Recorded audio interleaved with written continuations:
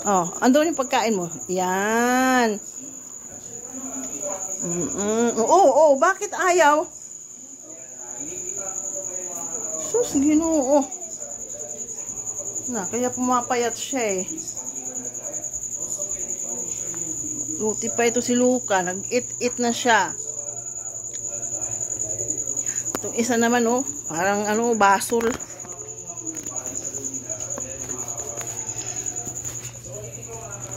Ay, nag-eat na siya.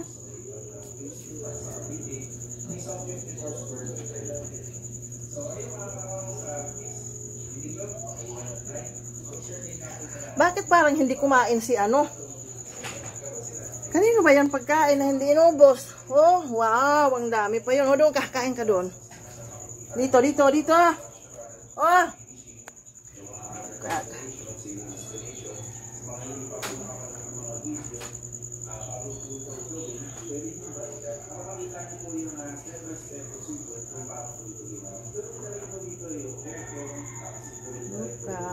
Okay.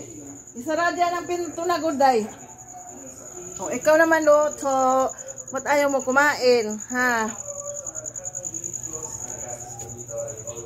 Ito naman si Loki, oh. Bakit kaya ayaw niya kumain?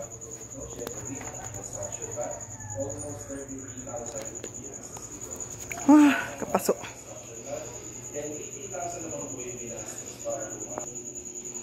Inisnab yung pagkain ni Loki.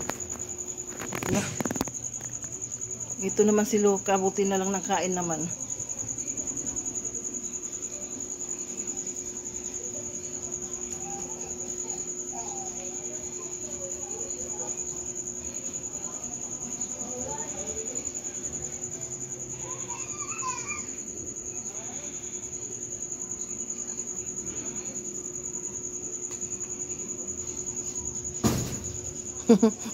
Matatakutin man to sila. Kunting lang.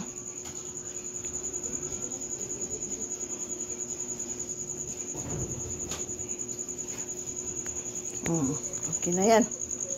Hindi kumain yung isa. Babalik lang yun dito. Mamaya. Tinanggal muna natin siya sa cage. Sila, duha. Kasi parang stress na sila. O, tingnan mo si Luca. Nawalan na siya ng yung niya, oh, tingnan mo. Sobrang dami yan yung balahibo dyan. Oh, tingnan mo. May iba, nawala na. Parang ganito yun siya, oh. Ayan, oh, yung balahibo nito, oh. Diba? Ganyan siya dati. Stress na siguro dyan sa nila, nakakulong. Paano naman sila hindi ikukulong? Kasi gustong maghanap ng lalaki si Luca. Baka mamaya umalis, hindi na bumalik. Ay, parihas lang ni Loki. Hindi pwedeng bitawan pag may yung time na gusto nilang makipag-mate. Kasi aalis ng bahay. Yan. Jesus.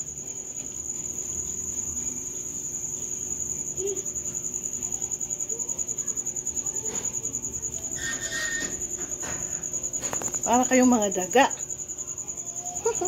Parang daga na lumaki.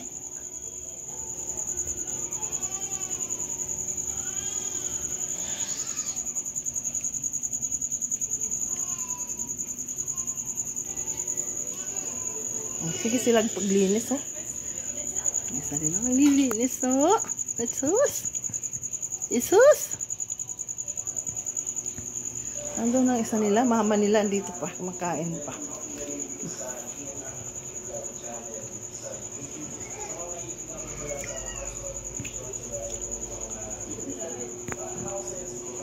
Parang magdadalawang taon pa lang ito siya ngayong June. Hindi pa naman ganong matanda. Ibig sabihin ng anak siya, 1 taon pa lang siya.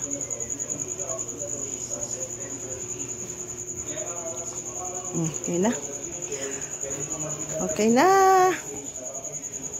Yung update natin sa mga Cut, cut.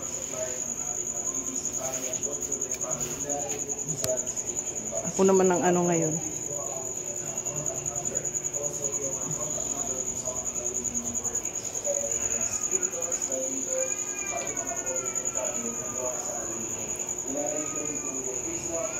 Apat sila lahat. Yung isa sa taas. Okay. Bye-bye. Bye-bye.